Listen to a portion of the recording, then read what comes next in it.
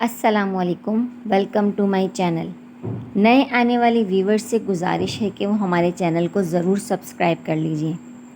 آج جو میں آپ کے لیے ناول لائی ہوں اس کا نام ہے ہم اسیر ایک رات کے، اور اس کی مصنف ہیں جیا عباسی۔ تو شروع کرتے ہیں ہم اپنا ناول۔ چودھری سائیں، ہمیں انصاف چاہیے۔ اس ظالم نے جو میری بیٹی کے ساتھ کیا ہے، میں چاہتا ہوں اس کی ایسی سزا دی جائے کہ پورا گاؤں یاد رکھے۔ وہ ہاتھ جوڑے کھڑے آنسو بہاتے ہوئے اپنی 12 سالہ بیٹی زینب کے لیے انصاف مانگ رہے تھے، جسے وجاہت شیخ کے بیٹے شہروز شیخ نے اپنی ہوس کا نشانہ بنا دیا تھا۔ تم فکر نہ کرو سراج الدین، کل پنچایت میں تمہاری بیٹی کو ضرور انصاف ملے گا۔ جاؤ، تم سے ہماری ملاقات اب کل صبح پنچایت میں ہی ہوگی۔ سگار کا کش لیتے ہوئے وہ سخت لہجے میں بولے، جس پر سراج الدین سر جھکائے بھاری ہوتے قدموں کے ساتھ اپنے گھر کی جانب چل پڑا، جہاں اس کی بیوی اپنی بیٹی کے ماتھے پر ٹھنڈے پانی کی پٹیاں رکھتی اس کے بخار کو کم کرنے کی کوشش میں ہلکان ہو رہی تھی۔ کیا ہوا؟ کیا کہا چودھری سائیں نے؟ سراج الدین کو گھر میں داخل ہوتے دیکھ کر رشیدہ نے بے تابی سے پوچھا۔ ایک نظر ساتھ ہی بیٹھے اپنے 22 سالہ بیٹے ارد شیر پر ڈالی، جو خود بھی باپ کی جانب متوجہ تھا۔ کل پنچایت میں فیصلہ ہوگا، افسردہ لہجے میں کہتے ہوئے وہ وہیں بچھی چارپائی پر لیٹ گئے، جیسے مزید اور کچھ نہ کہنا چاہتے ہوں۔ ارد شیر نے ماں کی طرف دیکھا اور پھر ایک نظر بخار میں تپتی اپنی بہن پر ڈالتا اٹھ کھڑا ہوا اور گھر سے باہر نکل گیا۔ صبح کے سورج کے ساتھ ہی گاؤں کے سب لوگ پنچایت میں جمع زینب کے لیے انصاف کا انتظار کر رہے تھے۔ ہر طرف خاموشی پھیلی تھی۔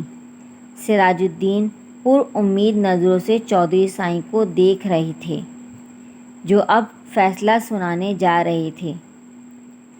یہ پنچایت اس فیصلے پر پہنچی ہے کہ چودھری سائیں نے رک کر ایک نظر وہاں کھڑے لوگوں پر ڈالی۔ ہر شخص سانس روکے ان کے بولنے کا منتظر تھا۔ وجاہت شیخ کا بیٹا شہروز شیخ سراج الدین کی بیٹی کے ساتھ زیادتی کا مرتکب ہوا ہے، جس کے بدلے میں سراج الدین کا بیٹا ارد شیر سراج بھی وجاہت شیخ کی بیٹی کے ساتھ وہی عمل دہرا کر اپنی بہن کے ساتھ ہوئی زیادتی کا بدلہ لے گا۔ یہی پنچایت کا فیصلہ ہے، اور پنچایت کے اس بدترین فیصلے پر وہاں کھڑے ہر شخص کو سانپ سونگھ گیا تھا۔ ایک گناہ سرزد ہوا تھا، جس کے بدلے دوسرے گناہ کی اجازت دی جا رہی تھی۔ بھلا یہ بھی کوئی انصاف تھا؟ وجاہت شیخ سر جھکائے خاموش کھڑا تھا، کیونکہ دوسری صورت میں اس کے بیٹے کو سنگسار کر دیا جاتا، جو وہ کبھی بھی برداشت نہیں کر سکتا تھا۔ لوگوں میں چہ مگوئیاں شروع ہو چکی تھیں۔ اکثر کو اس فیصلے پر اعتراض تھا، مگر پنچایت کے فیصلے کے سامنے بولنے کی اجازت کسی کو نہیں تھی۔ یہ سب کیا ہے بابا سائیں؟ ارد شیر نے غصے سے مٹھیوں کو بیچے سراج الدین کی طرف دیکھا۔ وہ اس وقت بس شہروز شیخ کی جان لے لینا چاہتا تھا، جو نہ جانے کہاں چھپ کر بیٹھ گیا تھا۔ انصاف! اب وجاہت شیخ کو پتہ چلے گا عزت کا لٹ جانا کیا ہوتا ہے۔ نفرت زدہ لہجے میں کہتے وہ وہاں سے نکلتے چلے گئے۔ ان کے اندر جلتی بدلے کی آگ نے صحیح غلط کے فرق کو جلا کر راکھ کر دیا تھا۔ پنچایت یہ فیصلہ کیسے کر سکتی ہے؟ میری بچی کی زندگی تباہ ہو جائے گی۔ وجاہت شیخ کی بات سن کر ندرت شیخ روتے ہوئے بولی، اس وقت یہ بھول گئی تھی کہ ان کا اپنا بیٹا بھی کسی کی زندگی تباہ کر چکا ہے، اور کوئی راستہ نہیں ہے ہمارے پاس، ورنہ وہ شہروز کو جان سے مار دیں گے۔ وجاہت شیخ بے بسی سے بولے، جبکہ کمرے کے باہر کھڑی اماں ابا کی باتیں سنتی مبارہ اس فیصلے پر ساکت رہ گئی تھی۔ کچھ گھنٹوں بعد اس کی عزت کا بھی جنازہ اٹھنے والا تھا۔ یہ بات ہی اس کا دماغ معاف کر گئی تھی۔ اماں ابا اور بھی کچھ کہہ رہے تھے، مگر وہ بھاری ہوتے قدموں کے ساتھ اپنے کمرے کی جانب بڑھ گئی۔ ایک زنا کے بدلے دوسرا زنا۔ 16 سال کی مبارہ اب اتنی بھی چھوٹی نہیں تھی کہ ان سب باتوں کو سمجھ نہ پاتی۔ کیوں کیا آپ نے شہروز بھائی ایسا؟ اب میں کیا کروں گی؟ وہ روتے ہوئے وہیں بیٹھ کے قریب فرش پر بیٹھ گئی تھی۔ معاشرے میں زیادتی شدہ عورتوں کے ساتھ کیا سلوک ہوتا ہے، اس سے وہ ناواقف نہیں تھی۔ اپنے گاؤں میں ہی وہ ایسی کئی عورتوں کو دیکھ چکی تھی جو سب کے لیے اچھوت تھیں۔ کوئی رشتے کے لیے ان کے گھر کا رخ نہیں کرتا تھا۔ لوگوں کی حقارت بھری نظریں اور ذلت اٹھاتے اٹھاتے وہ تنہا ہی اس دنیا سے رخصت ہو چکی تھیں، اور اب یہی رسوائی اور ذلت پنچایت میں اس کے نصیب میں بھی لکھ دی گئی تھی۔ پر کون جانے کاتب تقدیر اس کے لیے کیا سوچے ہوئے تھا۔ رات کی سیاہی نے اس گاؤں کو اپنی لپیٹ میں لے لیا تھا۔ ہر طرف سناٹا چھایا ہوا تھا۔ جب اس سناٹے کو چیرتی قدموں کی آواز اس گلی میں سنائی دینے لگی، وہ چلتے ہوئے اس دروازے کے سامنے جا کھڑے ہوئے تھے جہاں وہ بد نصیب رہتی تھی، جس کی پل بھر بعد زندگی جہنم بننے جا رہی تھی۔ کون ہے؟ دروازہ کھٹکھٹانے پر اندر سے بھاری مردانہ آواز ابھری۔ سراج الدین، دروازہ کھولو۔ سراج الدین کی آواز پر مقابل نے فوراً دروازہ کھول دیا۔ سامنے ہی وجاہت شیخ کھڑا تھا، جس کے پیچھے کمرے سے نکلتی ندرت ان دو نفوس کو دیکھتے ہی رونا شروع کر چکی تھی۔ اندر نہیں بلاؤ گے وجاہت؟ سراج الدین کی آواز پر وجاہت شیخ نے فوراً ایک طرف ہو کر انہیں اندر آنے کی اجازت دی تھی۔ ارد شیر کو آگے بڑھنے کا اشارہ کرتے سراج الدین گردن اکڑا کر اس کے پیچھے ہی گھر میں داخل ہوئے۔ اس سارے وقت میں ارد شیر خاموش کھڑا آس پاس کا جائزہ لے رہا تھا۔ وجاہت، وقت آ گیا ہے، پنچایت کے فیصلے پر عمل درآمد کیا جائے۔ وہ صوفے پر بیٹھتے ہوئے بولے۔ اگر آج ان کی اپنی بیٹی خود اس اذیت سے نہ گزر رہی ہوتی تو شاید وہ اس قسم کی بے حسی کا مظاہرہ کبھی نہ کرتے، مگر بدلے کی آگ نے انہیں اندھا کر دیا تھا کہ ایک بیٹی کے باپ ہو کر بھی وہ کسی دوسرے کی بیٹی کو اس اذیت سے گزارنے جا رہے تھے۔ مگر بدلے کی آگ نے ان کو اندھا کر دیا تھا کہ وہ ایک بیٹی کے باپ ہو کر بھی وہ کسی دوسرے کی بیٹی کو اس اذیت سے گزارنے جا رہے تھے۔ شوہر کے کہنے پر بھی وہ ایک انچ اپنی جگہ سے نہ ہلی۔ مجبوراً وجاہت شیخ ہی بیٹی کے کمرے کی طرف بڑھے اور چند منٹ بعد ہی سر جھکائے مبارہ باپ کے پیچھے پیچھے چلی آئی۔ وجاہت شیخ نے اسے نہ جانے کیا کہا تھا، جس پر اب وہ سر جھکائے سب کے سامنے کھڑی تھی۔ اسے دیکھتے ندرت کے رونے میں روانی آ گئی۔ شیر! سراج الدین کے اشارہ کرنے پر ارد شیر اپنی جگہ سے اٹھا اور آگے بڑھ کر مبارہ کا بازو دبوچے واپس اسی کمرے میں لے گیا جہاں سے وہ ابھی باہر آئی تھی۔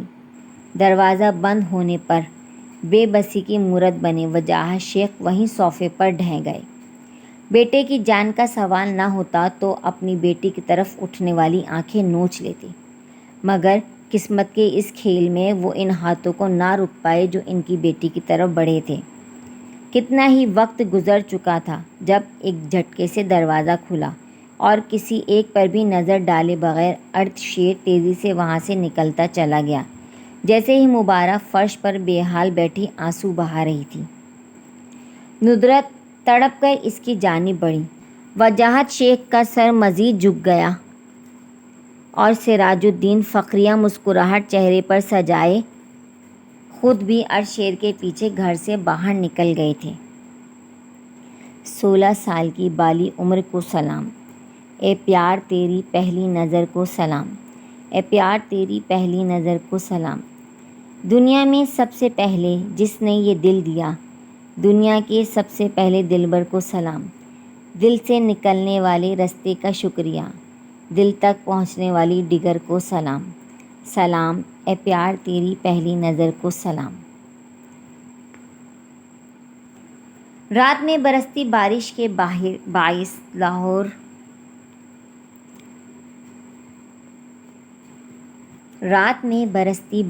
باعث لاہور کا گرلز ہاسٹل اس وقت اندھیرے میں ڈوبا ہوا تھا، جس کو دور کرنے کے لیے وہ کمرے میں موجود موم بتیاں جلاتی ساتھ ساتھ گنگنا بھی رہی تھی۔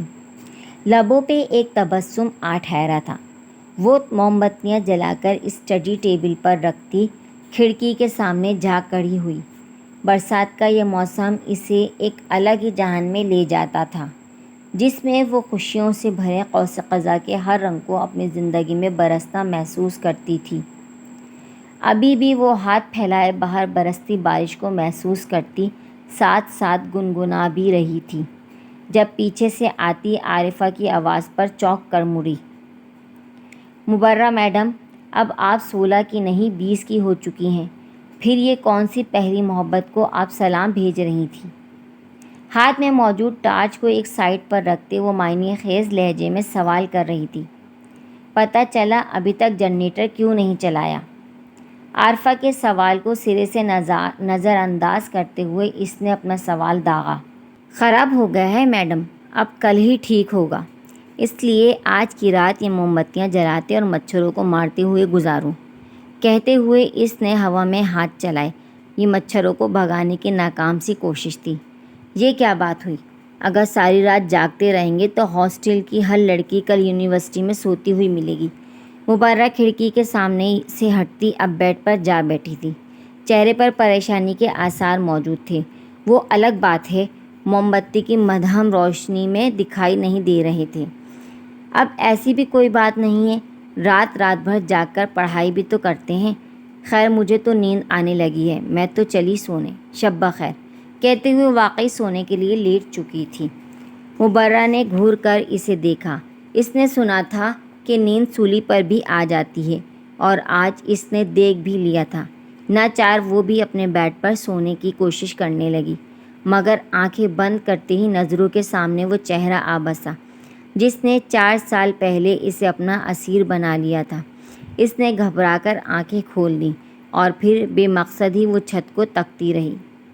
یہ تو طے ہوا اس کے کئی جگہوں میں آج کی یہ رات بھی شامل ہو چکی تھی۔ اماں جلدی کریں، مجھے دیر ہو رہی ہے کالج کے لیے، 16 سالہ زینب نے ایک بار پھر بلند آواز لگائی، جس پر کچن میں کام کرتی رشیدہ بیگم نے گھور کر ڈائننگ ٹیبل پر بیٹھی اپنی بے صبری بیٹی کو دیکھا۔ صبر نام کی کوئی چیز نہیں ہے تم میں؟ ہاتھ میں ٹرے تھامے وہ کچن سے باہر آتے ہوئے بولی۔ مجھے کالج کے لیے دیر ہو رہی ہے، اور مجھے آفس کے لیے۔ زینب کے برابر میں بیٹھا ارد شیر فوراً بہن کا ساتھ دیتے ہوئے بولا۔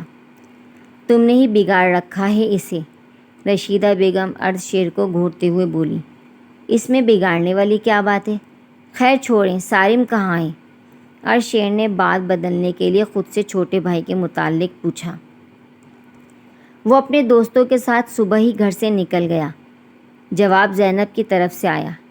شرم کرو، تم سے 2 سال بڑا ہے، رشیدہ بیگم نے فوراً ٹوکا۔ بھائی؟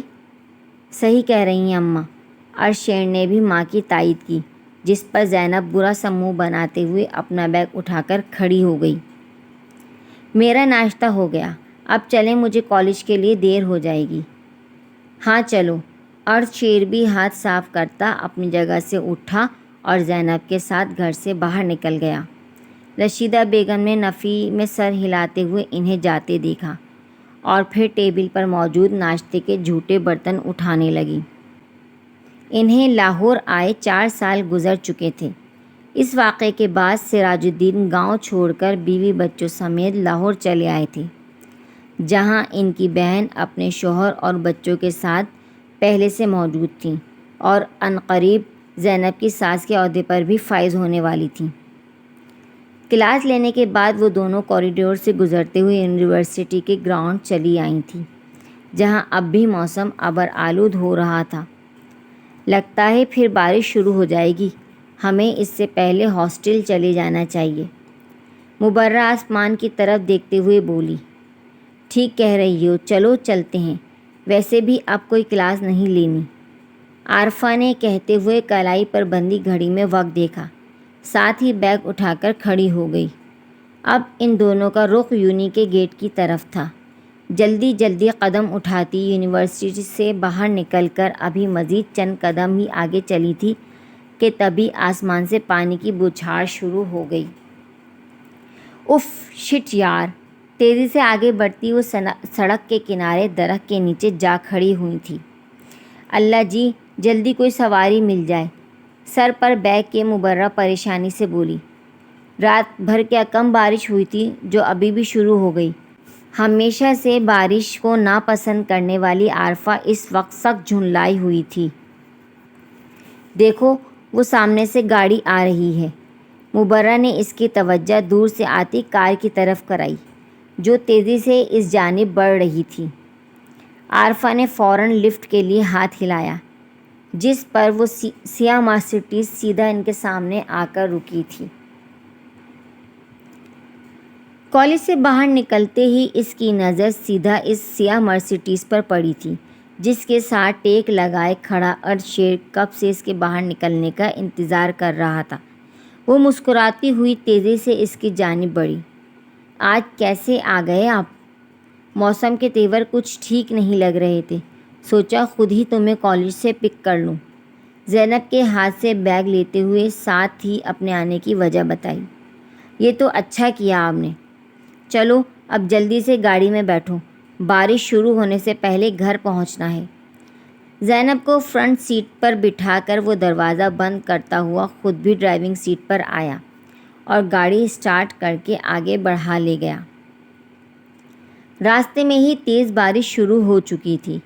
ارشیر ڈرائیونگ سیٹ کے ساتھ ساتھ زینب کی باتوں کے جواب دینے میں بھی مصروف تھا جب سنسان سڑک پر تیز بارش میں بھیگتی ہوئی انہیں دو لڑکیاں دکھائی دیں۔ بھائی، شاید انہیں مدد کی ضرورت ہے، ان میں سے ایک کو ہاتھ ہلاتے دیکھ کر زینب نے کہا۔ یہاں سب کو مدد کی ضرورت ہے زینب، ہم ہر کسی کے لیے نہیں رک سکتے۔ ارشیر نے سنجیدگی سے جواب دیا۔ وہ شاید رکنے کا ارادہ نہیں رکھتا تھا، پر بھائی کتنی تیز بارش ہو رہی ہے، ہمیں ان کی مدد کرنی چاہیے۔ اس کے بازو پر ہاتھ رکھتے ہوئے زینب نے اسے سمجھانا چاہا، ساتھ ہی ایک نظر سامنے کی طرف ڈالی جہاں وہ دونوں کھڑی تھیں۔ زینب کے اصرار پر ارشیر نے مزید کچھ بھی کہے بغیر گاڑی سیدھا ان دونوں کے سامنے لے جا کر روک دی۔ شکر اللہ! گاڑی کے رکتے ہی عارفہ فوراً ارشیر کی طرف بڑھی جو گاڑی کا شیشہ نیچے گراتا اب بھی سامنے کی طرف دیکھ رہا تھا، جبکہ پیچھے کھڑی مبارہ اسے دیکھتے ہی ساکت رہ گئی تھی۔ آسمان سے برستی بارش، عارفہ کا ارشیر سے مدد طلب کرنا، اسے کسی چیز کا ہوش نہیں تھا۔ وہ تو اس ایک رات میں پہنچ چکی تھی جس نے اس کی زندگی مکمل طور پر بدل کر رکھ دی تھی۔ چلو مبارہ، کہاں کھو گئی؟ ہاں، کہاں؟ کہیں نہیں۔ عارفہ کی آواز پر وہ ایک دم ہوش میں آئی، مگر خود کو تکتی عارفہ کی عجیب نظریں اسے ہکلانے پر مجبور کر گئی تھیں۔ بات کر لی میں نے، آ جاؤ یا یہیں کھڑے رہنے کا ارادہ ہے؟ نہیں، چلو۔ سر جھکائے وہ عارفہ کے ساتھ گاڑی کی پچھلی نشست پر بیٹھ گئی تھی۔ ان کے بیٹھتے ہی ارشیر نے گاڑی ہاسٹل کے راستے پر ڈال دی۔ باقی کا سارا سفر خاموشی سے گزرا تھا۔ کیا اس نے مجھے پہچانا نہیں؟ رات کے 9 بجے اسٹڈی ٹیبل پر بیٹھی مبرہ اسائنمنٹ پر توجہ دینے کے بجائے مسلسل ارشیر کے بارے میں سوچ رہی تھی۔ ہاسٹل واپس آنے کے بعد سے اس کی سوچ کے سارے تانے بانے ارشیر سے جا جڑے تھے، جو 4 سال پہلے کی نسبت کافی باروب اور سنجیدہ نظر آ رہا تھا، مگر اس نے ایک نگاہ غلط بھی مبارہ پر نہیں ڈالی تھی اور یہی بات اسے پریشان کیے جا رہی تھی۔ کیا میں 4 سال میں کافی بدل گئی؟ اس نے ٹیبل پر موجود آئینے میں نظر آتے اپنے عکس کو دیکھا، جس کی خوبصورتی کا کوئی بھی مرد اسیر ہو سکتا تھا۔ نہیں، میں تو اب بھی ویسی ہی ہوں۔ وہ بھی ویسے ہی تھے، مگر پھر مجھے کیوں نہیں پہچانا؟ میں نے تو انہیں نہیں بھولی، تو کیا وہ مجھے بھول گئے؟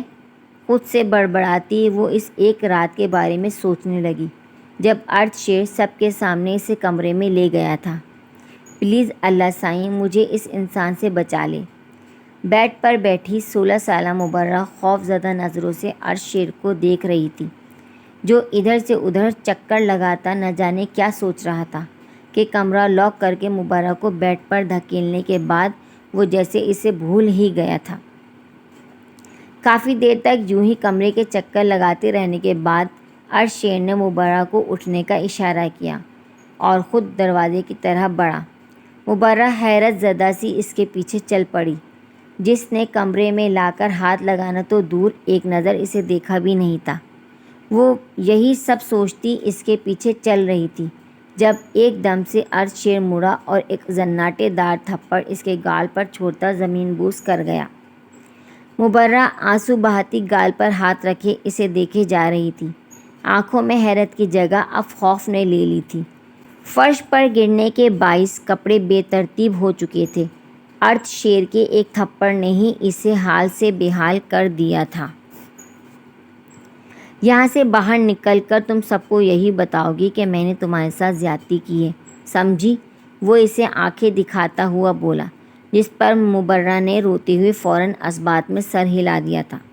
اس کے بعد عرش شیر تو وہاں سے نکل گیا، مگر اپنے پیچھے بہت کچھ چھوڑ گیا تھا۔ تہمت، عزت، عقیدت۔ عرش شیر کے نام کی تہمت لیے مبرہ اس کے ساتھ عقیدت جیسے احساسات سے بن گئی تھی۔ ایک کمرے میں وقت گزارنے کے باوجود اس کی عزت محفوظ تھی۔ یہ بات عرش شیر اور اس کے علاوہ کوئی دوسرا نہیں جانتا تھا اور نہ وہ چاہتی تھی کہ کوئی جانے۔ وہ ہمیشہ اس کے نام کی تہمت کے ساتھ رہنا چاہتی تھی، جس کے سر الزام تھا اس کی عزت کے لٹنے کا، جس سے اسے عقیدت تھی اس کی عزت کو محفوظ رکھنے کی، اور جس سے اسے محبت تھی۔ محبت، اس نے دھیرے سے دہرایا۔ نہیں، مجھے عرش شیر سے محبت نہیں ہے، وہ انکاری ہوئی، اس بات سے بے خبر کہ وہ تو اس ایک رات کی اسیر ہو چکی تھی۔ ان 4 سالوں سے وہ ایک رات میں ہی کہیں قید ہو چکی تھی۔ رات کے دوسرے پہر اپنے کمرے میں لیٹا وہ کب سے بس کروٹوں پر کروٹیں بدل رہا تھا، پر یہ اندر کا غبار تھا کہ تھمنے کا نام ہی نہیں لے رہا تھا۔ 4 سال، پورے 4 سال بعد اس نے وہ چہرہ دیکھا تھا جسے دیکھتے ہی اس کے اندر نفرت کی چنگاریاں بھڑک اٹھی تھیں۔ اس نے کس طرح خود کو قابو کیا تھا یہ بس عرش شیر ہی جانتا تھا۔ اپنی بہن کے ساتھ ہوئی وہ زیادتی آج تک نہیں بھولا تھا اور نہ ہی بھولنے کا ارادہ رکھتا تھا۔ دعا کرنا پھر کبھی ہمارا سامنا نہ ہو، ورنہ اب کی بار میں کیا کر جاؤں یہ میں خود بھی نہیں جانتا۔ 4 سال سے کہیں چھپے وقتی جذبات کے زیر اثر وہ حقارت سے سوچتا ہوا آنکھیں بند کر کے ایک بار پھر سونے کی کوشش کرنے لگا، اس بات سے بے خبر کہ انسان کے وقتی جذبات تو اس پانی کے بلبلے کی طرح ہوتے ہیں جو ذرا سا چھونے پر ہی اپنا نام و نشان تک کھو دیتے ہیں۔ چھٹی کے باعث آسیہ اپنے بیٹے عمر کے ساتھ آج صبح ہی سراج الدین کی طرف چلی آئی تھی۔ سب بڑے اکٹھے جمع تھے، جس پر چائے کا انتظام لان میں کر دیا گیا تھا، اور اب تینوں چائے پیتے ادھر ادھر کی باتوں میں مصروف تھے جب موقع دیکھ کر آسیہ نے زینب کے نکاح کے ساتھ ساتھ اپنی بیٹی پلوشہ اور عرش شیر کے رشتے کا بھی ذکر چھیڑ دیا۔ رشیدہ بھابھی، میں چاہتی ہوں زینب اور عمر کے نکاح کے ساتھ ساتھ عرش شیر اور پلوشہ کا بھی نکاح کر دیں۔ میری بڑی خواہش تھی کہ عرش شیر کو اپنا داماد بناؤں، وہ چائے کا کپ ٹیبل پر رکھتے ہوئے بولی۔ مگر آسیہ، زینب ابھی پڑھ رہی ہے اور عرش شیر، مجھے اس سے بھی اس رشتے کے بارے میں بات کرنی پڑے گی۔ رشیدہ بیگم نے کہتے ہوئے ایک نظر سراج الدین پر ڈالی جو ان دونوں کو نظر انداز کیے اخبار پڑھنے میں مصروف تھے۔ وہ وٹے سٹے کے قائل نہیں تھے، مگر نند کو بیٹے کے رشتے کے لیے انکار کرنے کا مطلب تھا زینب کے رشتے سے بھی ہاتھ دھو لینا، جو وہ ہرگز نہیں چاہتی تھی۔ زینب کے ساتھ ہوئی زیادتی کے بعد بھی ان کی نند بھتیجی کو بہو کے طور پر اپنا رہی تھی، یہ بات ہی رشیدہ بیگم کا سر آسیہ کے سامنے جھکانے کے لیے کافی تھی۔ ہاں، آپ اس سے بھی بات کر لیں، مجھے پورا یقین ہے وہ انکار نہیں کرے گا۔ اور رہی زینب کی پڑھائی، تو بس ابھی نکاح کر رہے ہیں، رخصتی اس کی پڑھائی مکمل ہونے کے بعد رکھ لیں گے۔ آپ کیا کہتے ہیں بھائی؟ آسیہ نے سراج الدین کو بھی بیچ میں گھسیٹا۔ بچے راضی ہوں تو مجھے کوئی اعتراض نہیں، سراج الدین اخبار کا صفحہ پلٹتے ہوئے بولے۔ ٹھیک ہے، پھر آپ لوگوں کی یہی مرضی ہے تو میں عرش شیر سے بات کرتی ہوں۔ رشیدہ بیگم دل پر پتھر رکھتے ہوئے بولی۔ نہ چاہتے ہوئے بھی وہ اس رشتے کے لیے راضی ہو گئی تھی۔ اماں کی طبیعت تو ویسے کی ویسی ہی ہے، آپ شہر میں کسی ڈاکٹر کو کیوں نہیں دکھا دیتے؟ چھٹی کے بعد مبرہ اماں ابا سے ملنے گاؤں چلی آئی تھی۔ وہ اب کمرے میں بیڈ پر بیٹھی وہ پریشانی سے ماں کو دیکھ رہی تھی، جو اکلوتے بیٹے کی موت کے غم میں بستر سے ہی لگ کر رہ گئی تھی۔ 8 ماہ پہلے کار ایکسیڈنٹ میں ہوئی شہروز شیخ کی موت کا صدمہ اتنا گہرا تھا کہ وہ اب اکثر ہی بیمار رہنے لگی تھی۔ کچھ بیٹی کا دکھ تھا کہ 20 سال ہونے کے باوجود کسی نے رشتے کے لیے ان کے گھر کا رخ نہیں کیا تھا۔ ارد شیر کے نام کی لگی تہمت کسی کو بھی اس گھر کی دہلیز پار نہیں کرنے دیتی تھی۔ کچھ گاؤں والوں کی باتیں بھی تھیں جن سے کافی عرصے پہلے دل برداشتہ ہو کر وجاہت شیخ نے اسے پڑھنے کے لیے لاہور بھیج دیا تھا۔ شہر کے ڈاکٹر کی ضرورت نہیں، میں ٹھیک ہوں، نحیف سی آواز میں کہتی ندرت شیخ بیٹی کو دیکھنے لگی، جو گلابی رنگ کی شلوار قمیض میں خود بھی کوئی کھلتا ہوا گلاب لگ رہی تھی۔ مگر اس کا نصیب تو شاید مرجھا سا گیا تھا۔ اٹھا تو جانا ہی رہا آپ سے، خاک ٹھیک ہے؟ میں نے کہا نا میں ٹھیک ہوں، کہیں نہیں جانا مجھے۔ اب کہ وہ اپنی آواز میں سختی لاتے ہوئے بولی۔ اچھا ٹھیک ہے، غصہ نہیں کریں، ویسے گھر میں کچھ کھانے کو ہے؟ میں نے صبح سے ناشتہ کیا تھا جو سفر میں ہی ہضم ہو گیا۔ مبرہ نے معصومیت سے ماں کو دیکھتے ہوئے پوچھا۔ میں نے تو کچھ بنایا ہی نہیں، میں ابھی نہیں، آپ رہنے دیں، میں بناتی ہوں، آپ آرام کریں۔ ندرت شیخ کو منع کرتی وہ تیزی سے اٹھ کر کمرے سے باہر نکل گئی تاکہ کھانے کے لیے کچھ بنا سکے، ورنہ وہ جانتی تھی اس کی ماں بیماری میں بھی اٹھ کر اس کے لیے کچن میں گھس جاتی۔ خان ویلا میں اس وقت سب ڈائننگ ٹیبل پر بیٹھے رات کے کھانے میں مصروف تھے، جب شاہد خان نے آسیہ کو مخاطب کیا۔ آج آپ سراج الدین کی طرف گئی تھی، کیا ہوا؟ باپ کی بات پر عمر نے بھی سر اٹھا کر ماں کو دیکھا۔ میں نے بھائی بھابھی سے بات کی تھی ارد شیر اور پلوشا کے نکاح کی، بھائی کو تو کوئی اعتراض نہیں، آسیہ نے کہتے ہوئے ایک نظر پلوشا پر ڈالی جس کا نوالا منہ تک لے جاتی ہوا میں ہی ہاتھ رہ گیا تھا۔ اور رشیدہ بھابھی، ان کو بھی تو کوئی اعتراض نہیں؟ شاہد خان بھی کھانے سے ہاتھ روک کر اب آسیہ کی طرف پوری طرح متوجہ ہو چکے تھے۔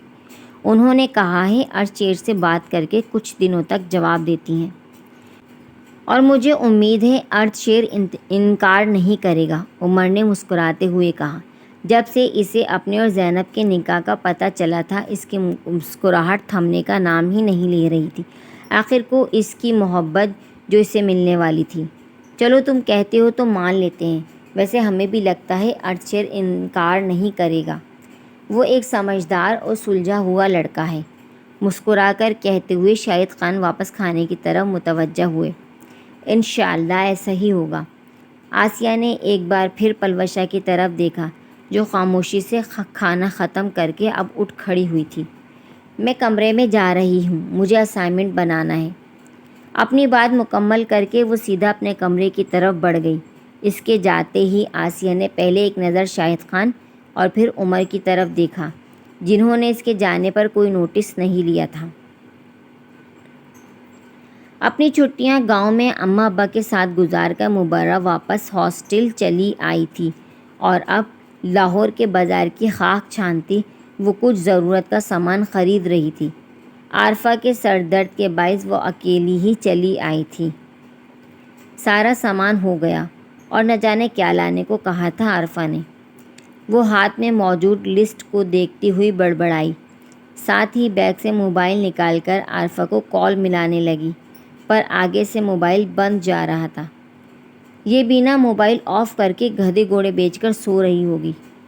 غصے سے موبائل کو گھورتے ہوئے اس نے واپس بیگ میں رکھا اور سامان سے بھرے 2-3 شاپرز اٹھا کر شاپ سے باہر نکل گئی۔ اب وہ سڑک پر چلتی کسی رکشہ یا ٹیکسی کی تلاش میں تھی۔ آج ہی سب کو غائب ہونا تھا، کوئی رکشہ ٹیکسی نظر ہی نہیں آئی۔ سڑک پر نظر دوڑاتے ہوئے مبرہ نے خوف سے سوچا، وہ بس جلد از جلد ہاسٹل پہنچ جانا چاہتی تھی۔ اگر اسے خاص ضرورت نہ ہوتی تو وہ کبھی یوں اکیلی بازار نہ آتی۔ بیچاری تھک گئی۔ کیا ہوا میڈم، ہاتھ میں درد ہو رہا ہے تو ہم مدد کریں شاپرز پکڑنے میں؟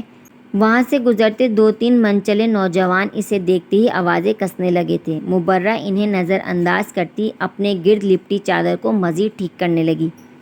گلابی آنکھیں جو تیری۔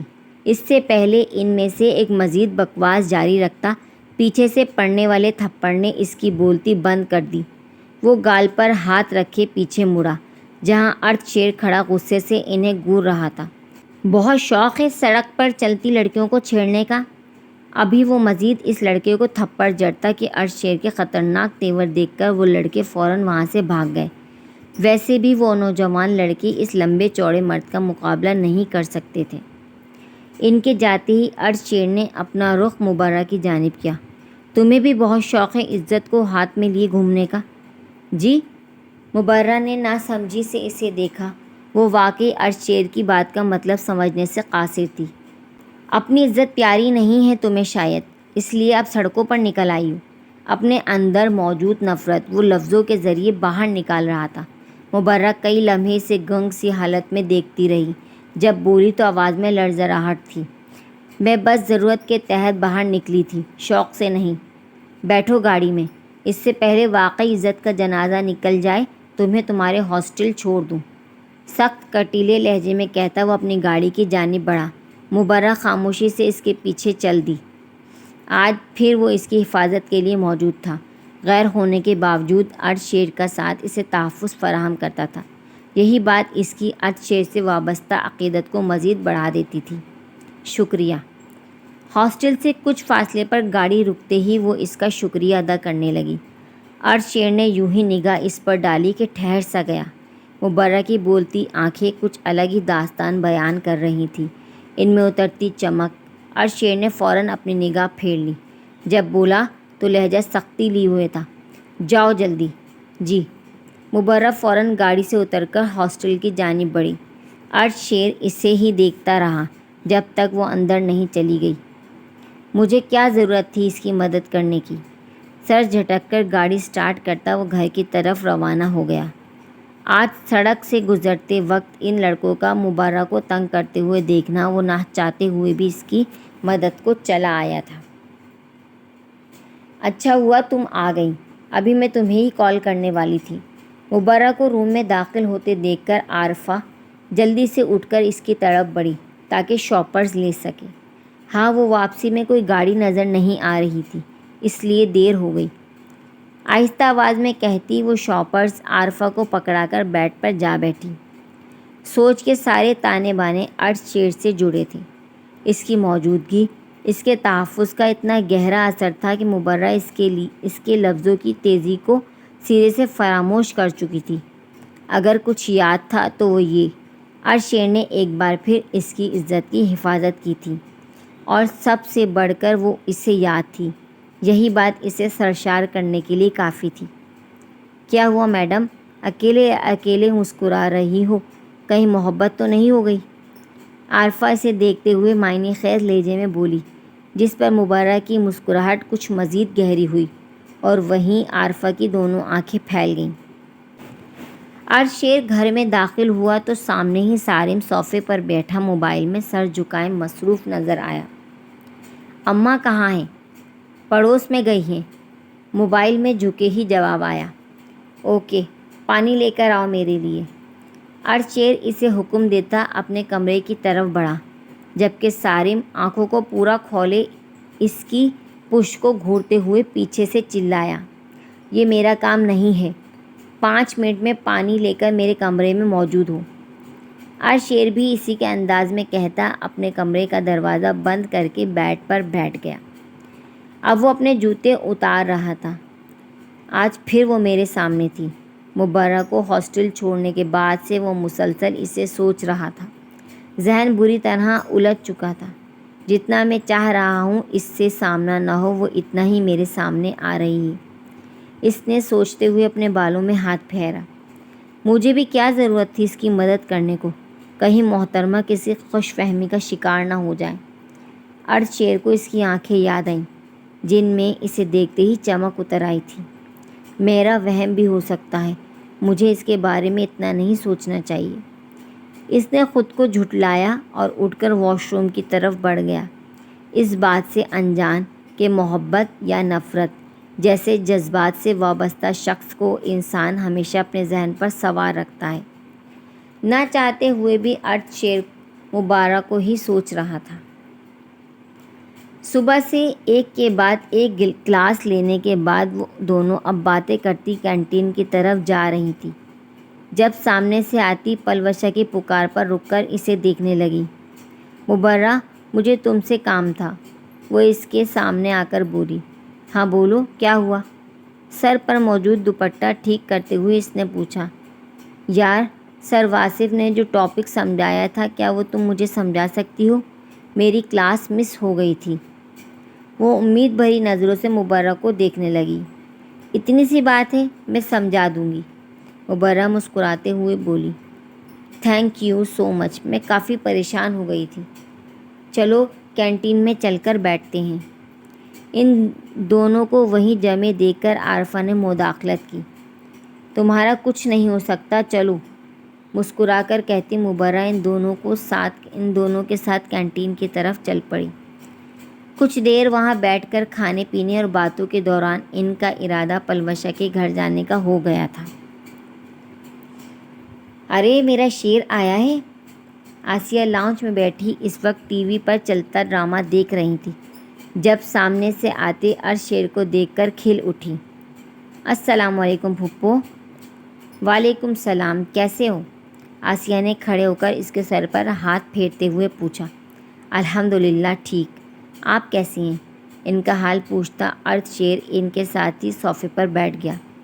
میں بھی ٹھیک ہوں، تم بتاؤ آج یہاں کا رخ کیسے کر لیا؟ یقیناً عمر سے کوئی کام ہوگا۔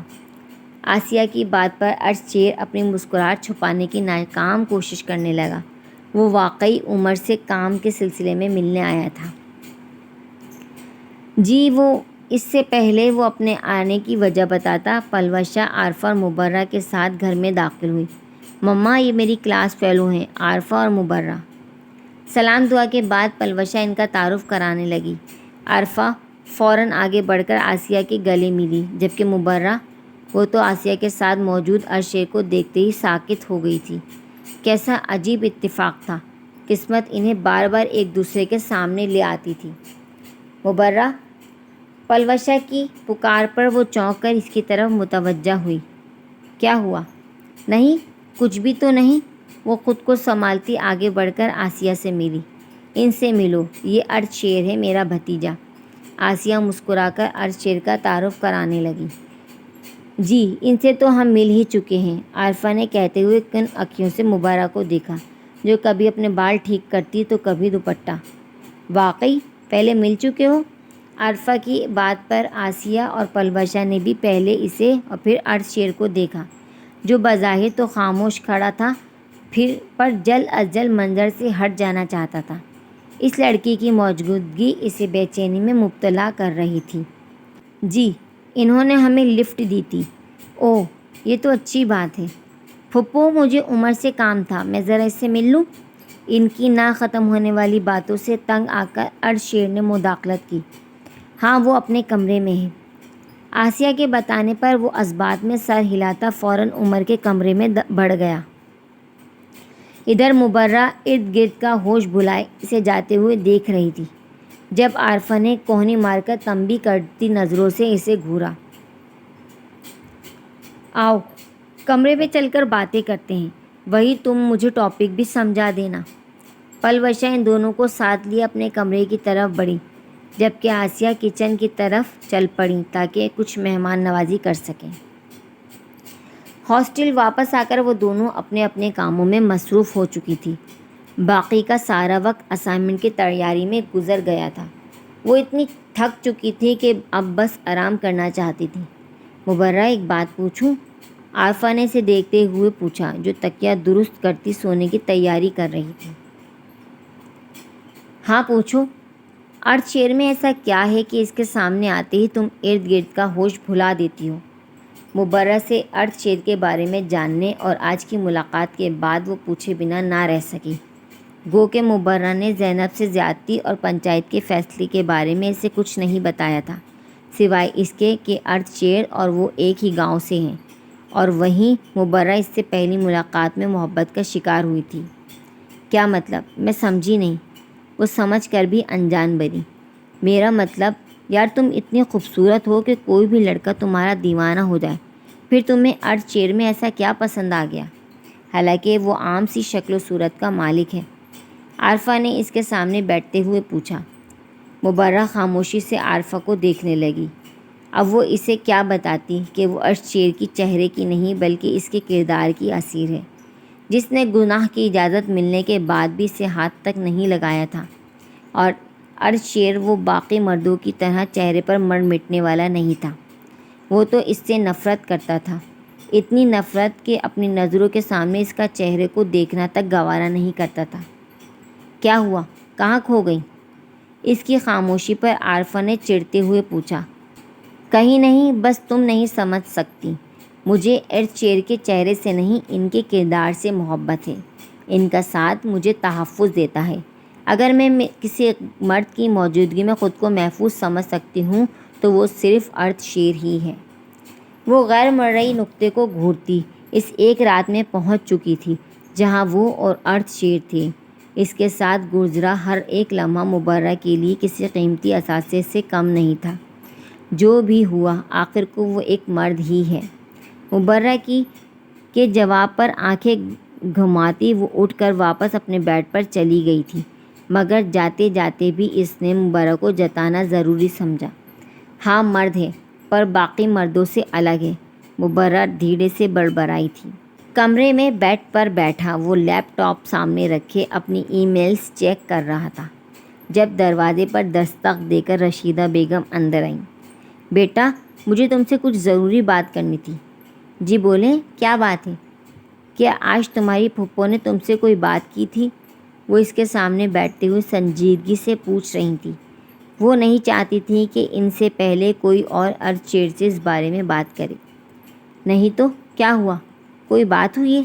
ارد شیر نے لیپ ٹاپ بند کر کے سائڈ پر رکھا اور پورا کا پورا ندرت بیگم کی طرف متوجہ ہوا۔ تمہیں بتایا تھا تمہاری پھپھو آئی تھی زینب کے نکاح کی بات کرنے۔ ہاں، تو اس میں کیا مسئلہ ہے؟ عمر سے بات ہوئی تھی، وہ ابھی صرف نکاح کا کہہ رہا ہے۔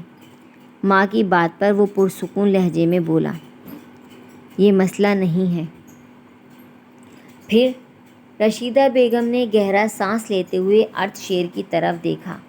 وہ آسیہ پلوشہ کا نکاح تم سے کرنا چاہتی ہے، لیکن دیکھو ارد شیر، تم جانتے ہو زینب کے لیے عمر کا رشتہ کتنا ضروری ہے، اور تمہارے بابا سائیں کو بھی کوئی اعتراض نہیں ہے، اس لیے انکار کرنے سے پہلے اچھی طرح سوچ لو۔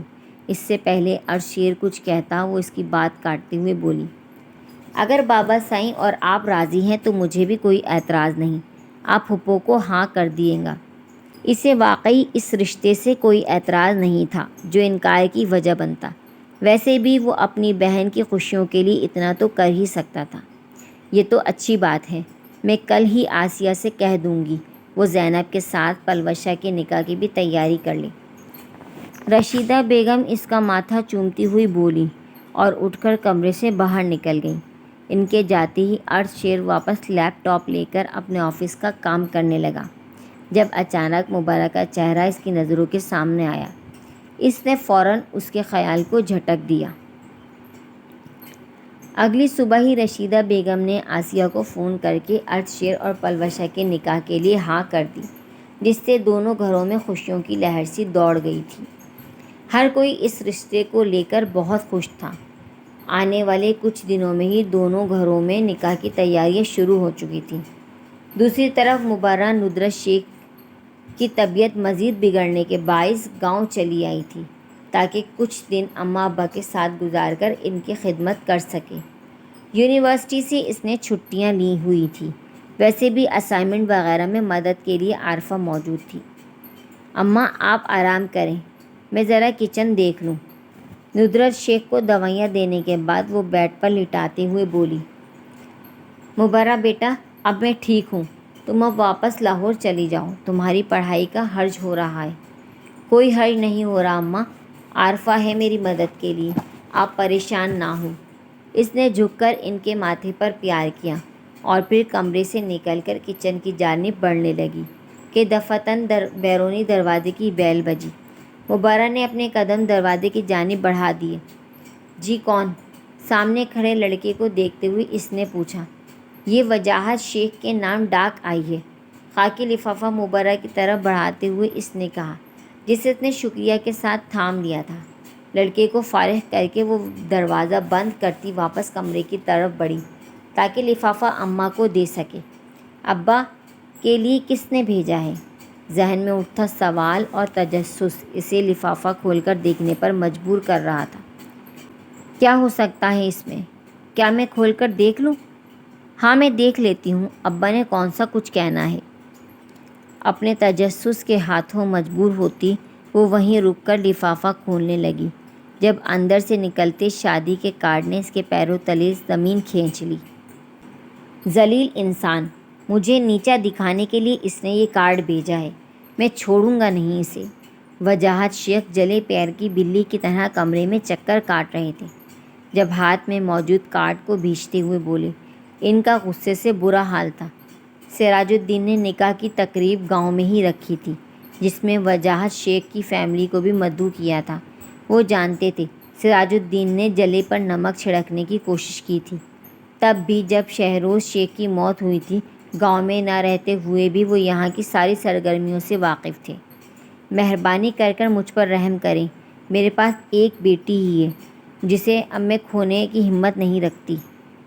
ندرت شیخ بیڈ پر بیٹھی دوپٹے سے آنسو صاف کرتے ہوئے بولی۔ انہیں ڈر تھا اگر وجاہت شیخ نے غصے میں آ کر سراج الدین کو جانی نقصان پہنچا دیا تو اب کی بار ان کی بیٹی کو ونی ہونے سے کوئی نہیں بچا سکتا۔ وہ کیا سمجھتا ہے ہمیں اس کے بچوں کی شادی سے کوئی فرق پڑتا ہے؟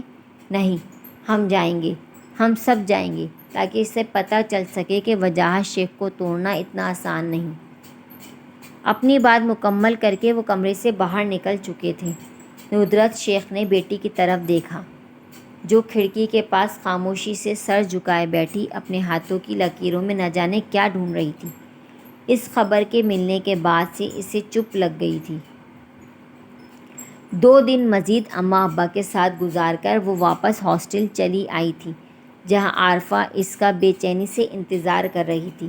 اسے بھی پلوشہ اور عدشیر کے نکاح کی خبر مل چکی تھی جس کے بعد سے اسے مبرہ کی فکر ہونے لگی تھی۔ اس لیے اس نے مبرہ سے بات کرنے کا سوچا اور اب وہ اس کے سامنے بیٹھی مسلسل اسے سمجھانے کی کوشش کر رہی تھی۔ دیکھو مبرہ، محبت وغیرہ سب بیکار ہے۔ دیکھنا جب تمہاری شادی ہوگی، چاہنے والا شوہر ملے گا تو تب تمہیں عدشیر یاد بھی نہیں رہے گا۔ وہ اس کے ہاتھوں پر دباؤ ڈالتے ہوئے بولی۔ مجھے نہیں پتہ کچھ بھی، میں کیسے سمجھاؤں اپنے دل کو؟ اس کے رونے میں مزید شدت آ گئی تھی۔ وہ جب سے آئی تھی بس روئے جا رہی تھی۔ مبرہ میری جان، ہمیشہ یاد رکھو یہ دنیا اور اس دنیا کی ہر چیز وقتی ہے، حتیٰ تک کہ انسان کے جذبات بھی۔ مستقبل میں تمہیں یہ محبت حماقت سے کم نہیں لگے گی۔ نہیں عارفہ، تم نے محبت نہیں کی اس لیے تم یہ نہیں کہہ سکتی، لیکن محبت کوئی کھیل نہیں جو بار بار کھیلا جائے۔ یہ بس ایک بار ہوتی ہے اور اگر نہ ملے تو ساری زندگی کا روگ بن جاتی ہے، پھر چاہ کر بھی انسان کسی اور سے محبت نہیں کر پاتا۔ مبرہ تو عدشیر کو بھولنے کی بات پر ہی تڑپ اٹھی تھی۔ عارفہ نفی میں سر ہلاتے ہوئے اٹھ کھڑی ہوئی۔ وہ اسے سمجھاتے سمجھاتے اب تھک چکی تھی۔ انسان سارے شوق پالے لیکن محبت کا روگ نہ پالے۔ زور سے بڑبڑاتی ہوئی وہ واش روم میں چلی گئی تھی۔ اس کے جاتے ہی مبرہ کے رونے میں مزید روانی آ گئی تھی۔ اب بس بھی کر دو مبرہ، کب تک یوں خاموش رہنا ہے؟ آج سارا وقت سب کو تمہاری طبیعت خراب ہونے کا جھوٹ بول بول کر تھک گئی ہوں میں۔ ہر کوئی پوچھ رہا تھا کہ تم اتنی خاموش کیوں ہو؟ اس کے ساتھ کوریڈور سے گزرتے ہوئے عارفہ چڑ کر بولی۔ تو تم سے کس نے کہا تھا جھوٹ بولنے کو؟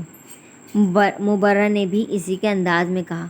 نکاح کی خبر کے بعد سے وہ ایسی ہی چڑچڑی ہو گئی تھی، زیادہ تر وقت خاموش رہتی اور جب بولتی تو کاٹ کھانے کو دوڑتی۔ ہاں تو کیا سچ بتا دیتی کہ تم؟ خاموش ہو جاؤ، سامنے پلوشہ کھڑی ہے۔ मुबर्रा इसकी बात काटती तेज़ी से बोली। साथ ही पलवशा की तरफ देखा जो किसी लड़के के साथ खड़ी बातें कर रही थी। इनके करीब जाते ही वो लड़का फ़ौरन वहाँ से चला गया। कैसी हो पलवशा? बहुत बहुत मुबारक हो तुम्हें निकाह। थैंक्स, पलवशा संजीदगी से बोली। इसके निकाह की खबर सारे डिपार्टमेंट को मिल चुकी थी, मगर हैरत की बात यह थी कि इसने किसी को भी अपने निकाह की दावत नहीं दी थी, बल्कि ये कहकर माजरत कर ली थी कि निकाह सादगी से हो रहा है, जबकि मुबर्रा जानती थी कि निकाह की तकरीब कितनी धूमधाम से रखी गई थी। गांव के तकरीबन हर फर्द को मदऊ किया गया था, मगर अपने गम में मुबर्रा ने इस तरफ तवज्जो न दी। अच्छा, मुझे कुछ काम है, मैं चलती हूँ। एक दो और बातों के बाद पलवशा कहती हुई वहाँ से फ़ौरन निकल गई। वैसे भी यूनी का टाइम ऑफ होने लगा था। तुम दरवाजे तक चलो, मैं ज़रा लाइब्रेरी से हो आऊँ। आरफा घड़ी में वक्त देखते हुए इजलत से बोली। मैं भी चलती हूँ तुम्हारे साथ। नहीं, तुम गेट पर मेरा इंतज़ार करो, मैं अभी आई। आरफा कहती हुई लाइब्रेरी की तरफ बढ़ गई, जिसे मुबर्रा ने अपने कदम मेन गेट की तरफ बढ़ा दिए। वहाँ पहुँचते ही इसे सामने गाड़ी से टेक लगाए अर्ध शेर खड़ा नज़र आया, जो यकीनन पलवशा को पिक करने आया था। मुबर्रा के कदम बेअख्तियार इसकी जानिब बढ़े। कैसे हैं आप? वो इससे पूछना चाहती थी कि इसे किस बात की सज़ा दी जा रही है। क्या शहरोज़ शेख की बहन होना इसका कसूर था, या मोहब्बत करना कि सब कुछ जानते हुए भी वो अनजान बन रहा था? मगर कुछ भी पूछने से पहले इसने ये पूछा, क्यों तुम? शेर जो इसे सख्त सुनाने का इरादा रखता था, मुबर्रा की तरफ देखते हुए साकित हो गया। क्या कुछ नहीं था इसकी आंखों में? शिकवे, गिले, अकीदत, मोहब्बत। अपने नाम की तोहमत लगाकर वो खुद किसी और से शादी कर रहा था। क्यों इतनी नफ़रत? अब तो शहरोज़ शेख इस दुनिया में भी नहीं था, इसकी बहन का घर भी बसने जा रहा था, मगर मुबर्रा को क्यों ताउम्र की सज़ा सुना दी गई थी? अर्थ शेर को इस वक्त अपनी नफ़रत बेमानी सी लगने लगी। मुबर्रा चलें? पीछे से आती आवाज़ पर दोनों ने चौंक कर इस तरफ देखा, जहां आरफा खड़ी संजीदगी से इन्हें देख रही थी। हाँ चलो। और इस समय मुबर्रा को हर लफ्ज़ बेमानी लगने लगा था। वक्त गुज़र चुका था, वो किसी और का होने जा रहा था। मुबर्रा खामोशी से आरफा के साथ आगे बढ़ गई थी और अर्थ शेर वो वहीं खड़ा इसे जाते देखता रहा जब तक वो नज़रों से ओझल नहीं हो गई।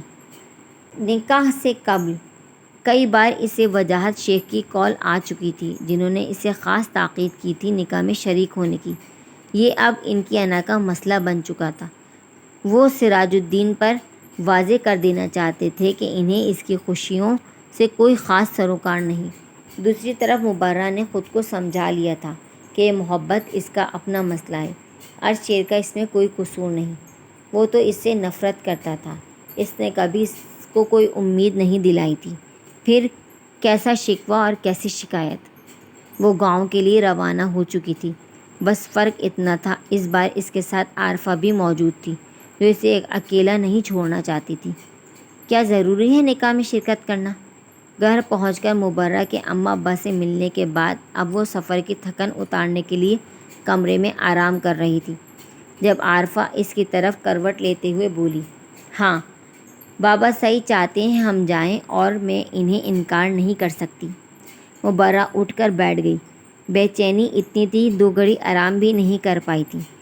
मुबर्रा सब्र करो, देखना एक दिन तुम्हारी ज़िंदगी में भी कोई आएगा जो तुमसे इतनी मोहब्बत करेगा कि तुम मजबूर हो जाओगी इसकी मोहब्बत का जवाब मोहब्बत से देने के लिए। और तब अर्थ शेर, अगर तुम्हें याद रहा भी तो इसकी मोहब्बत दम तोड़ चुकी होगी। आरफा एक बार फिर इसे समझा रही थी। मुबर्रा ने इस बात में सर हिला दिया। ठीक ही तो कह रही थी वो, दुनिया की हर चीज़ का नेमुल बदल निकल आता है। इंसान बदल जाते हैं तो जज्बात वैसे कैसे ही रह सकते हैं। तुम ठीक कह रही हो, शायद एक दिन मैं अर्थ शेर को भूल जाऊं, तब कोई और यहाँ वो अटक गई। कोई और क्यों, अर्थ शेर क्यों नहीं? इसका ज़ब्त जवाब देने लगा। इससे पहले वो एक बार फिर बिगड़ जाती, तेज़ी से उठकर वॉशरूम में चली गई। पीछे आरफा अफसोस करती इसके हक़ में दुआएं करने लगी। ड्रेसिंग टेबल के सामने खड़ा वो अपनी शेरवानी के बटन बंद कर रहा था। جب اس نے ایک نظر آئینے پر ڈال کر اپنی تیاری کا جائزہ لیا۔ بلیک شیروانی اس پر خوب جچ رہی تھی۔ اس کے چہرے کی سنجیدگی اور روب اس کی مردانہ وجاہت میں مزید چار چاند لگا رہے تھے۔ خود کو آئینے میں دیکھتا وہ ہاتھ میں گھڑی پہننے لگا کہ اچانک مبرہ کا چہرہ اس کی نظروں کے سامنے لہرایا۔ میرا قصور نہیں ہے، میں نے اسے کوئی امید، کوئی اشارہ نہیں دیا۔ عرش شیر نے خود کو باور کرایا۔ وہ کئی بار خود سے یہ کہہ چکا تھا۔ مبرہ کے لیے اسے دکھ ہو رہا تھا، پر یہ بھی سچ تھا وہ قصوروار تو نہیں تھا۔ مبرہ کی محبت کو وہ اپنا نہیں سکتا تھا۔ ایک کا دل رکھنے کے لیے وہ سب کے دل نہیں توڑ سکتا تھا۔ وہ جانتا تھا سراج الدین کبھی مبرہ کو قبول نہیں کریں گے۔ زینب کا رشتہ بھی خطرے میں پڑ جائے گا، اور پلوشہ، اس سب میں اس کا کیا قصور تھا؟ مجھے معاف کر دینا لڑکی، تم بہت معصوم ہو، پر تمہیں اور تمہاری محبت کو میں قبول نہیں کر سکتا۔ زیر لب بڑبڑاتا وہ موبائل اٹھا کر کمرے سے باہر نکل گیا۔ اسے سارم کی کال آ رہی تھی کہ مہمان تقریباً پہنچ چکے ہیں، وہ بھی تیار ہو کر نیچے آ جائے۔ 4 سال بعد سراج الدین کا گھر ایک بار پھر سے جگمگا اٹھا تھا۔ نکاح کی تقریب اپنے عروج پر تھی۔ سارے انتظامات بہترین طریقے سے کیے گئے تھے۔ سامنے اسٹیج پر مولوی صاحب عمر اور زینب کا نکاح پڑھا رہے تھے۔ اس کے بعد عرش شیر اور پلوشہ کا نکاح ہونا تھا۔ ہر کوئی دلہن کی تعریف کرتے نہیں تھک رہا تھا۔ 16 سال کی دلہن بنی زینب پر ٹوٹ کر روب آیا تھا۔ کیا دیکھ رہی ہو مبرہ؟ عارفہ نے اسے دیکھتے ہوئے پوچھا، جو جامنی رنگ کا فراق زیب تن کیے خاموش بیٹھی سامنے زینب کو دیکھ رہی تھی۔ کتنا فرق تھا دونوں کے نصیبوں میں۔ سامنے بیٹھی لڑکی زیادتی کا شکار ہوئی تھی، پھر بھی آج وہ محبت کا تاج سر پر سجائے کسی کی بیوی بن گئی تھی، اور وہ اس کے ساتھ زیادتی نہیں ہوئی تھی۔ اس کے باوجود عرش شیر کے نام کی تہمت اس پر لگ چکی تھی۔ کوئی اسے اپنانے کو تیار نہیں تھا، اور وہ کیسے کسی کو یقین دلائے کہ آج بھی اس کی عزت محفوظ تھی؟ مبرہ، کیا ہوا؟ عارفہ نے اسے خاموش پا کر اس کا کندھا ہلایا۔ وہ اسے ٹھیک نہیں لگ رہی تھی۔ میں ٹھیک ہوں عارفہ، فکر مت کرو۔ مبرہ نے اسے تسلی دیتے ہوئے سامنے دیکھا، جہاں عمر اور زینب کا نکاح ہو چکا تھا۔ سب ایک دوسرے کو مبارکباد دے رہے تھے۔ ہر طرف خوشی کا سما تھا، جب یکدم آسیہ گھبرائی ہوئی وہاں آئی اور شاہد خان کے کان میں جھک کر کچھ کہنے لگی۔ ذرا سی دیر گزری تھی کہ اچانک اسٹیج کا ماحول بدل گیا تھا۔ عرش شیر اور عمر اٹھ کر گھر کے اندر بڑھے تھے، جبکہ سراج الدین کھڑے شاہد خان سے کچھ کہہ رہے تھے۔ انداز کافی برہم تھا۔ یہ کیا ہو رہا ہے بابا سائیں؟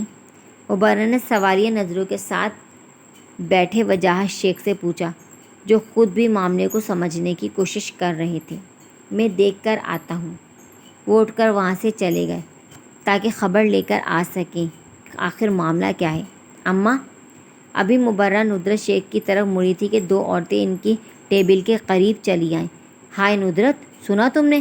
عرش شیر کی دلہن بھاگ گئی کسی لڑکے کے ساتھ۔ توبہ توبہ، کیا زمانہ آ گیا آج کل کے لڑکے لڑکیاں، اف!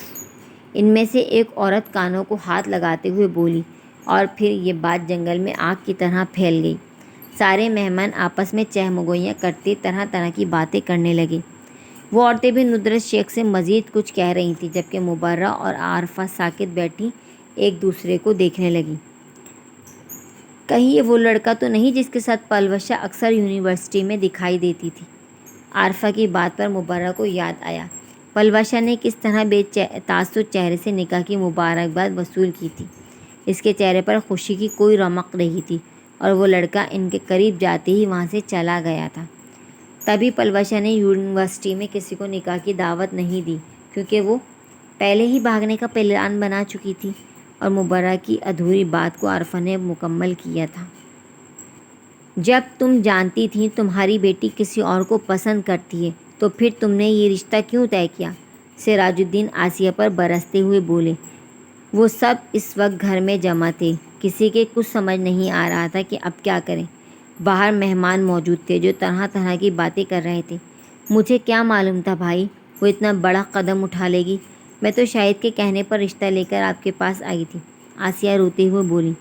شاہد خان کا جھکا سر مزید جھک گیا تھا۔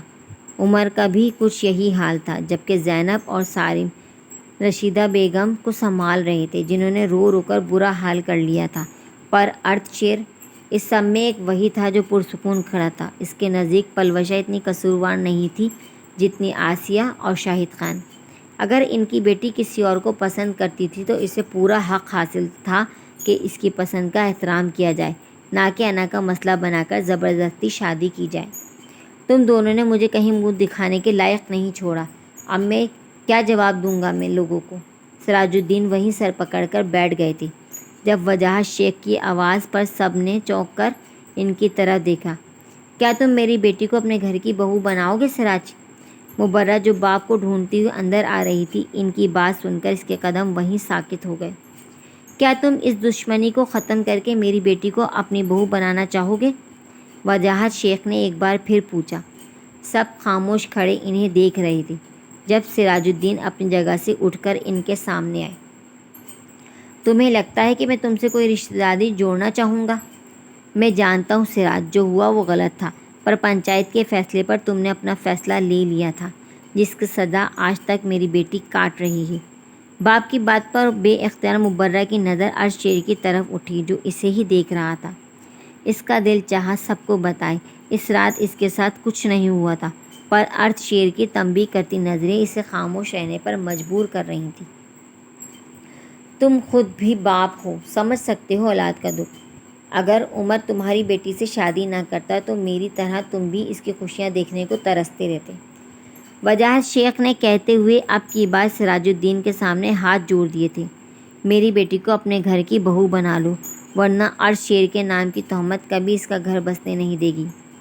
بابا سائیں، مبرہ کا دل چاہا پھوٹ پھوٹ کر روئے۔ اس نے بھلا کب چاہا تھا کہ سب کے سامنے اس کے بابا سائیں یوں جھک جائیں۔ سراج الدین نے ایک نظر وجاہت شیخ کے جڑے ہاتھوں پر ڈالی اور پھر مبرہ کو دیکھا، جو باپ کے لیے رو رہی تھی۔ انہیں اس پر ترس آیا۔ بھائی کے کیے کی سزا وہ معصوم بھگت رہی تھی۔ 4 سال پہلے ایک فیصلہ پنچایت نے کیا تھا اور 4 سال بعد ایک فیصلہ سراج الدین نے کرنا تھا، جو ایک بار پھر اس لڑکی کی زندگی کو بدلنے والا تھا۔ سراج الدین آگے بڑھے اور پھر وہاں وہ ہوا کہ سب لوگ ہی حیرت سے گنگ رہ گئے۔ سراج الدین نے وجاہت شیخ کو گلے سے لگا لیا تھا۔ وجاہت، کیا تم اپنی بیٹی کا نکاح میرے بیٹے سے کر کے مہمانوں کے سامنے میرا سر جھکنے سے بچا سکتے ہو؟ اگر وجاہت شیخ ان کے سامنے جھکے تھے تو وہ بھی بڑا پن دکھاتے ہوئے مبرہ کا ہاتھ مانگ کر انہیں عزت بخش رہے تھے۔ اگر ارتھ شیر بیٹے کو کوئی اعتراض نہیں تو مجھے خوشی ہوگی اپنی بیٹی کو تمہارے گھر کی بہو بناتے ہوئے۔ اب کی بار سب کی نظریں ارتھ شیر کی طرف اٹھی تھیں۔ سب کو اپنی طرف متوجہ پا کر وہ گڑبڑا اٹھا۔ جو بابا سائیں کا فیصلہ ہو، مجھے کوئی اعتراض نہیں۔ وہ جلدی سے بولا۔ چلو پھر طے ہوا، مبرہ ہمارے گھر کی بہو بننے گی۔ اب سب یہاں کیا کھڑے ہو، جاؤ جا کر نکاح کی تیاری کرو۔ سراج الدین کے کہتے ہی سب فوراً گھر سے باہر نکل گئے تاکہ نکاح خواہ اور مہمانوں کو اس نئی تبدیلی سے آگاہ کر سکیں۔ اب وہاں صرف سراج الدین، مبرہ اور وجاہت شیخ رہ گئے تھے۔ سراج الدین دونوں باپ بیٹی کو اکیلے میں بات کرنے کا وقت دیتے خود بھی وہاں سے باہر چلے گئے۔ بابا سائیں، مبرہ وجاہت شیخ کے سامنے آئی۔ میں جانتا ہوں بیٹی، تم ارتھ شیر کو پسند کرتی ہو۔ میں نے تمہاری اور تمہاری سہیلی کی باتیں سن لی تھیں۔ باپ کی بات پر اس نے شرمندگی سے سر جھکا دیا۔ اس میں شرمندہ ہونے کی ضرورت نہیں، ویسے بھی 4 سال پہلے میں نے بیٹے کی خاطر تمہارے ساتھ زیادتی کی تھی، پر اب میں تمہارے ساتھ بالکل زیادتی نہیں ہونے دوں گا۔ اگر مجھے سراج الدین کے سامنے ناک بھی رگڑنی پڑتی تو میں اپنی بیٹی کے لیے وہ بھی کر جاتا۔ بیٹے کی موت کے بعد وجاہت شیخ کو اپنے سب گناہوں کا احساس ہو گیا تھا۔ انہوں نے مبرہ کے سر پر ہاتھ پھیرا۔ وہ باپ کے گلے لگتی پھوٹ پھوٹ کر رونے لگی۔ چلو بس کرو، آؤ تمہاری اماں اور تمہاری سہیلی کو تمہارے نکاح کی خبر دیتے ہیں۔ دیکھنا تمہاری اماں خوشی کے مارے اپنی ساری بیماری بھول جائے گی۔ وجاہت شیخ کی بات پر وہ نم آنکھوں سے مسکراتی ان کے ساتھ چل پڑی، جس کے بعد فضا میں ارض شیر اور مبرہ کے نکاح کی مبارکباد گونج اٹھی تھی۔ عارفہ تو اس کایا پلٹ پر حیران تھی۔ وہ یہاں مبرہ کو حوصلہ دینے آئی تھی اور اب بیٹھ کر اس کے نکاح کے چھوارے کار رہی تھی۔ 1 سال بعد اس کی شادی کو 2 ہفتے گزر چکے تھے۔ جس میں ادھر ادھر کی دعوتوں سے فارغ ہو کر ارشیر اسی لیے فوراً شمالی علاقہ جات پہنچ گیا تھا اپنے ہنی مون کے لیے۔ اس وقت بھی وہ دونوں ہنزا کے مختلف مقامات اچھی طرح گھوم پھرنے کے بعد اپنے ہٹ کے پاس بنی چھوٹی چھوٹی پہاڑیوں میں سے ایک پر بیٹھے تھے، جب دور افق پر اڑتے پرندوں کو دیکھتے ہوئے یکدم مبرہ نے گردن موڑ کر اپنے سے چند انچ کے فاصلے پر بیٹھے اپنے با کردار شریک سفر کو دیکھا اور پھر دھیرے سے اپنا سر اس کے شانے پر ٹکا دیا۔ ارشیر نے مسکراتے ہوئے اس کے گرد بازوؤں کا حصار رکھ دیا۔ ارشیر، پتہ ہے میرا دل کرتا ہے میں سب کو بتاؤں کہ اس رات کچھ ہوا ہی نہیں تھا، اپنے لیے نہیں بلکہ مجھے اچھا نہیں لگتا جب کوئی زنا جیسے گناہ کے ساتھ آپ کا نام جوڑتا ہے۔ ارشیر کے ہاتھ کی انگلیوں میں اپنی انگلیاں پھنساتی وہ دھیرے سے بول رہی تھی، اور میں نے تم سے کتنی بار کہا ہے مبرہ، میرا اللہ ہمارے حال سے واقف ہے، ہمیں کسی اور کو کچھ بتانے کی ضرورت نہیں۔ ارشیر نے اکثر کہا ہوا جملہ پھر دہرایا۔ مبرہ جب بھی سب کو بتانے کا کہتی وہ یہی بات کہہ کر بات ختم کر دیتا تھا۔ ویسے بھی آج صبح زینب کی کال آئی تھی، بتا رہی تھی پلوشہ اپنے شوہر کے ساتھ پھر آئی تھی، مگر اس بار بھی آسیہ پھوپھو اور شاہد انکل نے اسے معاف نہیں کیا۔ آپ کو نہیں لگتا انہیں معاف کر دینا چاہیے؟ اس نے ذرا سا چہرہ اٹھا کر ارشیر کی رائے لینا چاہیے، ان کا معاملہ ہے، وہ بہتر جانتے ہوں گے، ہمیں ان کے بارے میں سوچنے کی ضرورت نہیں، وہ سرسری لہجے میں بولا۔ مبرہ جانتی نظروں سے اس کے تاثرات دیکھ رہی تھی، وہ جاننا چاہتی تھی پلوشہ کے نام پر وہ کیسے ریئیکٹ کرتا ہے۔ ایسے مت دیکھو، مجھے فرق نہیں پڑتا پلوشہ کے ذکر سے، وہ دیکھ تو سامنے رہا تھا پر خود پر جمی مبرہ کی نظروں کو اچھے سے محسوس کر سکتا تھا۔ آپ نکاح کرنے والے تھے اس سے؟ وہ نکاح پر زور دیتے ہوئے بولی۔ کیا تو نہیں، وہ بھی دو بدو بولا، اور ہاں آخری بار بتا رہا ہوں میں اس سے نکاح زینب کی خوشی کے لیے کر رہا تھا، محبت میں نہیں۔ آپ کے ارشیر کا انداز دپٹنے والا تھا۔ مبرہ منہ بناتی واپس سر اس کے شانے پر رکھتے ہوئے سامنے دیکھنے لگی۔ ویسے بابا سائیں کو زینب کی رخصتی بھی ہمارے ساتھ کر دینی چاہیے تھی، بیچارے عمر بھائی، انہیں دیکھ کر مجھے بہت ترس آ رہا تھا۔ لو جی، اب محترمہ کو عمر اور زینب کی فکر ستانے لگی۔ ارشیر نے آنکھیں گھماتے ہوئے اس کے گرد موجود حصار کو مزید تنگ کیا۔ زینب ابھی پڑھ رہی ہے، ورنہ عمر کی تو پوری کوشش تھی ہمارے ساتھ ہی زینب کی رخصتی کروا لے۔ عمر کی حالت سوچتے ہوئے ارشیر کے چہرے پر مسکراہٹ آ گئی۔ اسے خوشی تھی کہ پلوشہ کے واقعے نے زینب کی زندگی کو متاثر نہیں کیا تھا۔ ہاں پر وہ کتنے اطاولے، بس ہم یہاں ہنی مون پر آئے ہیں، سب کے مسئلوں پر نظر ثانی کرنے نہیں، وہ چڑھ کر بولا۔ محترمہ کو سب کی فکر ہے سوائے اپنے شوہر کے، آپ سے تو بات کرنا ہی بیکار ہے، مبرہ بھی اس کے انداز میں کہتی سیدھی ہو کر بیٹھ گئی۔ ارشیر نے کن آنکھوں سے اسے دیکھا۔ اس گزرے ایک سال میں یہ لڑکی اسے کتنی عزیز ہو گئی تھی کہ اب ایک لمحہ بھی اس کے بغیر ادھورا لگتا تھا۔ اچھا ایک بات پوچھوں؟ واپس اسی پوزیشن میں آتے ہوئے معصومیت سے ارشیر کو دیکھنے لگی۔ نہیں، اس نے اپنی مسکراہٹ دبائی، جانتا تھا اب میڈم منہ پھلا کر بیٹھ جائیں گی۔ آپ مجھ سے محبت نہیں کرتے نا؟ نہ جانے میں کیا سوچ کر آج بول بیٹھی، اور جب بولی تو آواز بھرا گئی۔ پاگل لڑکی، کس نے کہا محبت نہیں ہے؟ ہاں میں نے نکاح بابا سائیں کے کہنے پر ضرور کیا تھا، پر اس ایک سال میں تم میرے دل میں اس مقام پر پہنچ چکی ہو جہاں سے واپسی ممکن نہیں۔ اگر تم نے کبھی اپنی جگہ چھوڑنے کا سوچا بھی تو میری سانسوں کا تسلسل ٹوٹ جائے گا۔ مبرہ کا چہرہ اپنے دونوں ہاتھوں میں بھر کر ارشیر اس کی آنکھوں میں جھانکتا اپنے دل کا حال بتا رہا تھا۔ محبت کا اظہار کرنے کے ساتھ ساتھ وہ اس لڑکی کے تمام شک و شبہات کو بھی ختم کر دینا چاہتا تھا۔ تم آج جان لو کہ میری زندگی میں آنے والی تم پہلی اور آخری محبت ہو، تم سے پہلے یہ دل نہ کسی کے لیے دھڑکا ہے اور نہ ہی دھڑکے گا، محبت سے کہتا ہوا اس کے ماتھے پر اپنی محبت کی مہر ثبت کرنے لگا۔ مبرہ نے پرسکون ہوتے ہوئے اس کے سینے پر سر رکھ کر آنکھیں موند لیں۔ وہ جو آج اس کی ایک رات کی اسیر ہو چکی تھی، اب ساری زندگی کے لیے ارشیر کی قید میں رہنا چاہتی تھی۔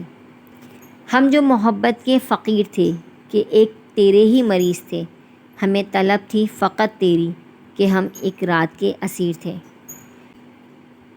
کیسی لگی آپ کو یہ کہانی؟